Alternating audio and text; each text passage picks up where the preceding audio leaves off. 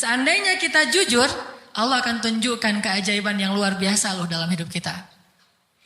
Wa aufu bi'ahdi ufi bi'ahdikum wa iyaya farhabun. Kata Allah, jujur, tunaikan janjimu kepadaku, aku pasti akan tunaikan janjiku kepadamu. Dan kepadakulah kalian akan lari. Maksudnya, kepada Allah kita meminta pertolongan. Jadi kalau kita jujur sama Allah, Allah akan jujur sama kita. Kalau kita benar-benar mengatakan itu dengan yakin, Allah tidak akan mengecewakan kita sama sekali. Keajaiban itu akan terjadi dalam hidup kita. Sangat mudah urusan kita.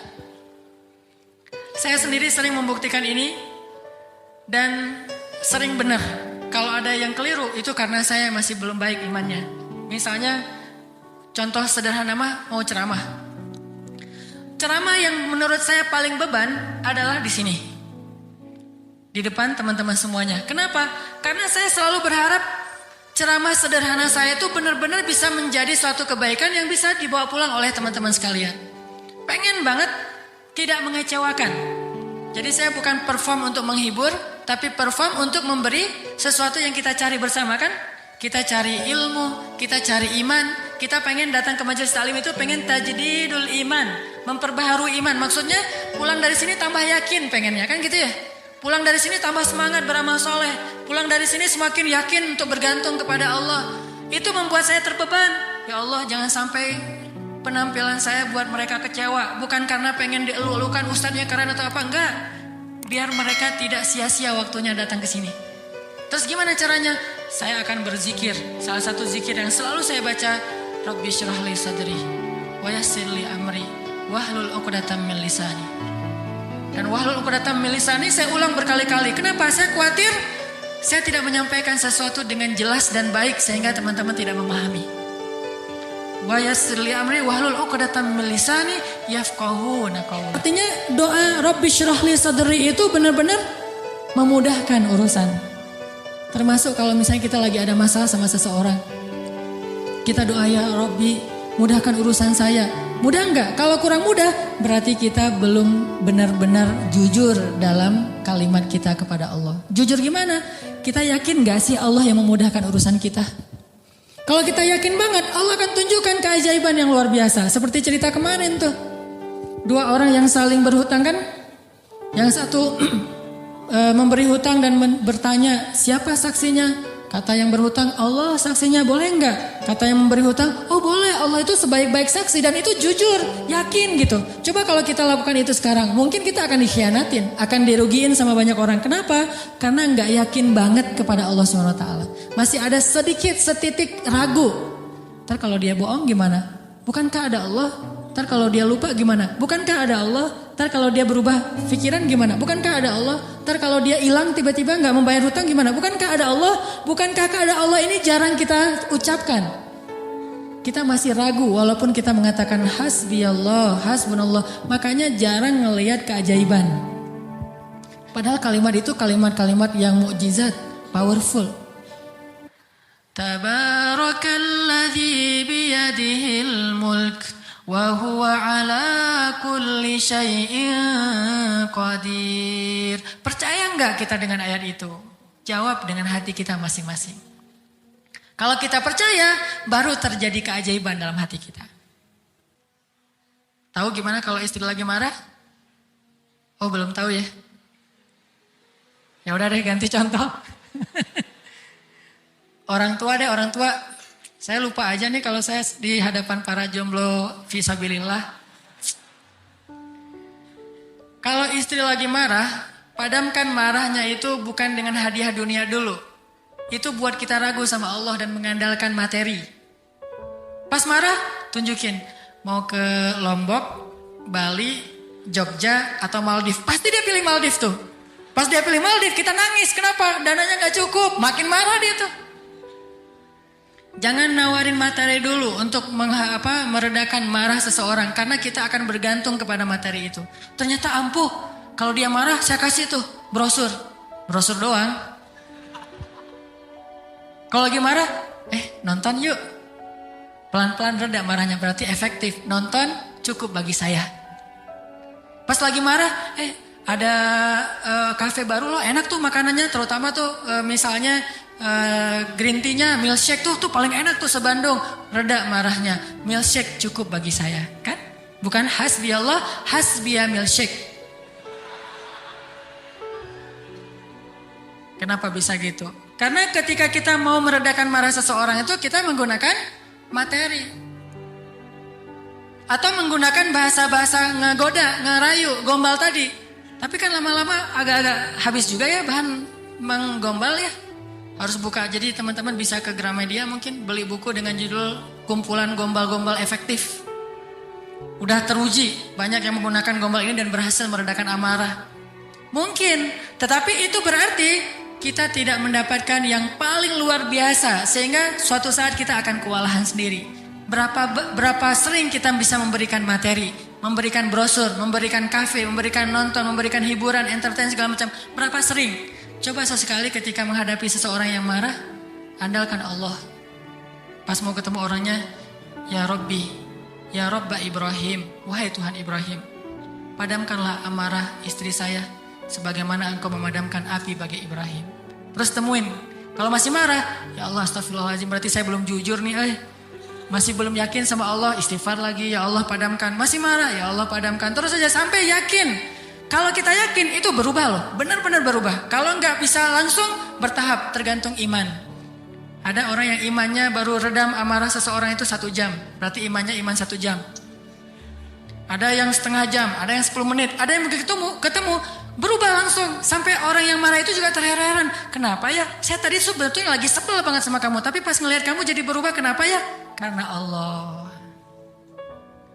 Ini mah masalah iman. Bukan masalah fasihnya mengucapkan hasbi Allah. Semua kita mah yang namanya hasbi Allah pasti fasih. Apalagi sadaqallah, itu paling fasih tuh. Sadaqallahul azim itu fasih banget. Kenapa? Apalagi baca 1 juz pengen sadaqallah cepet-cepet kan? Itu fasih. Bismillah fasih, hasbi Allah. Insya Allah tahsin hasbi Allah wa ni'mal wakil. Malah kita kadang-kadang kalimat hasbi Allahnya tuh lebih keren daripada sahabat loh. Kalau sahabat kalimatnya cuma gini, hasbunallah wa ni'mal wakil. Kalau kita, hasbunallah wa ni'mal wakil, ni'mal maula wa ni'man nasir. Coba lihat, panjangan siapa ucapannya? Panjangan kita kan? Sahabatnya cuma sedikit, Ibrahim lebih sedikit lagi, hasbi Allah, segitu doang. Kita rame, oh jangan cuma hasbi Allah, tambahin dong. Jangan terlalu irit-irit dalam berzikir. Rame aja di broadcast soal panjang pendeknya zikir. Tapi dua-duanya gak powerful, gak ngaruh. Yang bilang hasbi Allah wa ni'mal wakil sama aja. Yang bilang hasbi Allah wa ni'mal wakil, ni'mal maula wa ni'man nasir. Diulang 33 kali. Tapi gak ngaruh, kenapa? Karena gak jujur. Hanya fasih di lisan, tetapi tidak fasih di hati. Harusnya kayak Imam Hasan Al-Basri. Begitu dia katakan demikian, doanya langsung berubah. Termasuk doa tadi, Allahumma ajurni fi musibati wa akhluf li khairan minha. Ya Allah, beri saya pahala dalam musibah saya, beri saya ganti yang lebih baik. Selama apa sih Allah kasih kita ganti? Di situ kita bisa mengukur keimanan kita. Kalau begitu kita berdoa langsung dapat ganti, itu imannya ajaib tuh. Kalau kita berdoa tunggu gantinya sebulan kemudian, itu imannya standar. Kalau kita udah berdoa tapi gak diganti-ganti, berarti kita bermasalah. Gak yakin-yakin amat sama Allah. Pengen gak begitu berdoa langsung Allah menunjukkan keajaiban? Kita pengen aja gak berani ya, karena kita gak percaya bisa. Kita mau mengatakan pengen, itu aja kita gak berani karena menganggap itu gak realistis. Masa sih bisa? Bisa kalau kita yakin kepada Allah. Kalau kita gak yakin, kalau kita bilang gak bisa, kalau kita ragu bahwa Allah bisa menunjukkan ajaib kepada kita dalam hitungan detik, terus kemana kalimat kun fayakun? Masalahnya kita gak yakin untuk bilang pengen, begitu doa langsung Allah kabulkan. Itu aja kita ragu, kenapa? Kita gak percaya itu bisa terjadi dalam hitungan simsalabin abrakadabra. Kita gak percaya itu bisa terjadi dalam satu kalimat kun. Makanya tidak ada kun dalam hidup kita. Gimana caranya? Belajar yakin kepada Allah seutuh-utuhnya. Masih ingat juga dengan kisah seorang bapak datang kepada Rasulullah curhat dan minta tolong. Dia bilang, ya Rasulullah, putra saya ditawan oleh musuh. Dan mereka meminta tebusan 100 dinar. Kalau saya nggak ngasih uang 100 dinar, putra saya akan dipenggal, akan dibunuh ya Rasulullah. Sedangkan saya orang miskin. Jangankan 100 dinar, 100 dinar itu mungkin sekarang sekitar 250 juta. Mahal. Saya nggak punya uang sebesar itu ya Rasulullah. Untuk makan aja susah. Terus gimana ini ya Rasul? Waktu itu Rasulullah juga nggak punya apa-apa untuk diberi. Sahabat-sahabat banyak yang keluar negeri untuk berdakwah. Sehingga orang-orang kaya kayak Utsman, Abdurrahman lagi nggak ada. Terus nolongnya gimana nih? Nabi kasih satu zikir. Kata Nabi, Pak, banyak-banyak mengatakan la haula wala quwata illa billah. Bapak percaya? Oh percaya ya Rasulullah. Pulang dia tuh. Coba kalau kita digituin, ya insya Allah ya Rasul. Tapi duitnya gimana Rasul? Tetap aja kan? Udah minta zikir, minta duit. Yang konkret dong Rasul kalau kasih zikir, kalau kasih solusi. Zikir itu solusi paling konkret. Justru yang lain itu gak konkret. Yang lain itu Allah tunjukkan kepada kita karena Allah sayang kepada kita. Allah tahu iman kita lemah. Kalau seandainya Allah mau memberikan kepada kita keajaiban menurut iman, mungkin kita gak dapat apa-apa dalam hidup. Akhirnya Allah berilah kita pertolongan, jalan keluar. Cuman butuh waktu, karena iman kita juga butuh waktu. Kita taubat aja butuh waktu, ya. Untuk hijrah aja butuh waktu. Untuk taubat butuh waktu. Mau sholat aja minta tambahan waktu. Udah azan, jangan sekarang deh, ntar lagi. Gimana kita mau dapat pertolongan Allah yang sekarang? Fair gak sih kalau Allah mengatakan, oh ntar lagi ya hambaku, orang kamu juga barusan sholatnya juga bentar lagi. Allah kasih tuh. Begitu Nabi bilang, ucapkan banyak-banyak membaca la haula wala quwata illa billah. Dia yakin langsung mengatakan, oh ya insya Allah. Yakin gitu, akan terjadi keajaiban. Bukan, ya ada Utsman gak Rasul? Enggak. Abdurrahman bin Auf rumahnya di mana ya? Enggak nanya-nanya orang kaya. Udah aja yakin, pulang dia tuh. La haula wala quwata illa billah, la haula wala quwata illa billah, la haula. Artinya apa? Tidak ada daya dan upaya dari makhluk. Allah lah yang maha kuasa. Pulang ke rumah, istrinya nungguin. Pak gimana? Udah ketemu Rasulullah. Dapat solusinya, dapat uang pinjaman dari siapa? Enggak. Terus gimana? Nabi ngasih kita solusi yang lebih baik daripada itu. Apa? Ucapkanlah la haula wala quwata illa billah. Istrinya enggak protes, langsung bilang, oh ya. Langsung la haula wala quwata illa billah. Berdua tuh la haula wala quwata illa billah. Enggak ada, ya kirain duit 100 dinar. Enggak sama sekali, yakin. Begitu malam, sepanjang siang mereka la haula wala quwata illa billah, malam hari tiba-tiba putranya pulang. Nggak sendiri, bawa ternak, bawa kambing banyak tuh, domba dibawa. Ada ratusan ekor domba dia bawa pulang. Di luar wah ramai apa nih apa? Ada domba, siapa? Oh putra kita, Masya Allah. Pelukan, kangen gitu ya. Kamu gimana bisa selamat? Kata putranya, wahai ayah, ada keajaiban. Tadi, tiba-tiba ketika saya sedang diikat dan besok mau dipenggal, pengawal-pengawal saya itu tiba-tiba pada ngantuk, tertidur, dan tiba-tiba ikatan saya menjadi longgar, sehingga saya bisa melepaskan diri, dan bahkan ketika saya mau pergi, saya kepikiran, kenapa saya nggak bawa domba-domba aja sebagai ghanimah? Domba 100 ekor, kira-kira berisik nggak sih? 100 ekor domba berisik nggak? Berisik kan? Berisik banget kan? Tapi seberisik itu, orang yang ngawal dia tuh nggak bangun loh. Allah udah tutup telinga dan penglihatan mereka. Mereka nggak bangun sama sekali, dibawa. Dan untuk ngumpulin domba 100 ekor, kira-kira butuh berapa jam? Itu bukan kerjaan yang gampang. Ngumpulin 100 ekor, digiring ke satu arah, udah gitu berisik lagi. Ada yang domba yang lari ke sana, ditarik lagi. Namanya domba kan? Domba-domba yang tersesat gitu deh.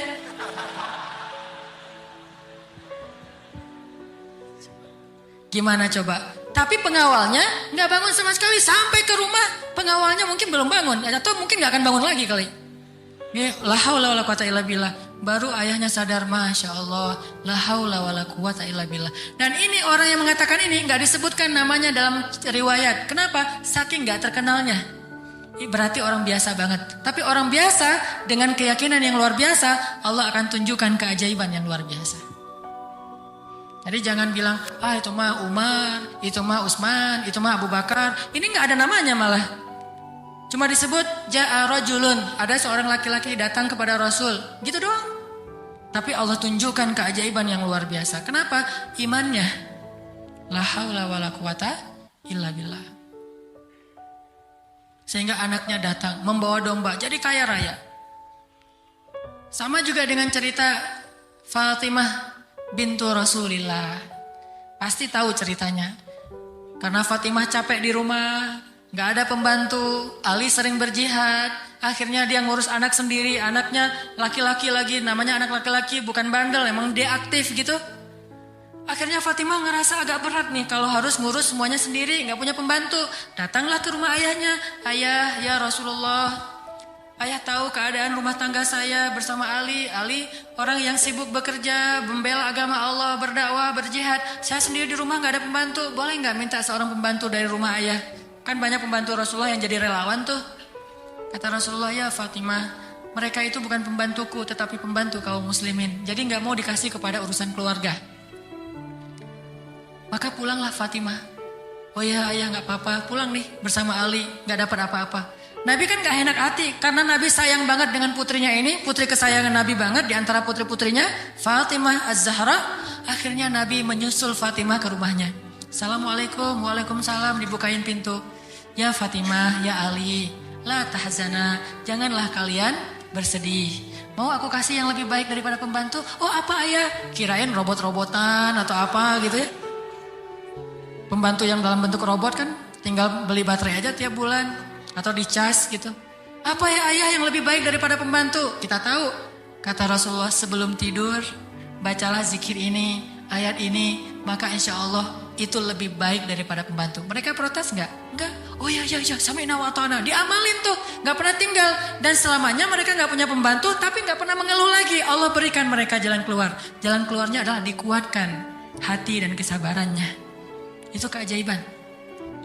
Kenapa kita udah berdoa tapi hati kita masih lemah? Karena kita tidak berdoa dengan hati, tapi kita berdoa dengan kok gitu? Gak sesuai antara lisan dengan kenyataan. Ada lagi nih kisah yang mungkin sebagian teman-teman pernah mendengar bagaimana Rasulullah SAW pada malam perang Badar melakukan apa Nabi malam perang Badar teh? Istighosah. Pernah dengar istilah istighosah? Mungkin sebagian orang menganggap istighosah ini bid'ah. Istighosah itu salah satu di antara hal yang paling luar biasa yang dilakukan Nabi dan disebutkan di dalam surat Al-Anfal, "Idz tastaghitsuna rabbakum." Ketika kalian beristighosah kepada Tuhan kalian. Apa itu istighosah? Berdoa dengan penuh keyakinan. Malam sebelum terjadi perang Badar, semua para sahabat itu tidur. Dan luar biasanya tidurnya juga sampai mimpi lah gitu. Mimpinya apa? Mimpi basah. Ini serius. Jadi semua sahabat pada malam itu digoda oleh setan sehingga mereka mimpi basah. Dan ketika bangun dari tidur mereka harus mandi junub. Tapi tidak ada air. Akhirnya Allah turunkan hujan. Pada mandi di bawah hujan semuanya sambil bertakbir. Pada malam itu cuma 2 orang yang gak tidur. Rasulullah dan Abu Bakar As-Siddiq. Ngapain? Doa kepada Allah.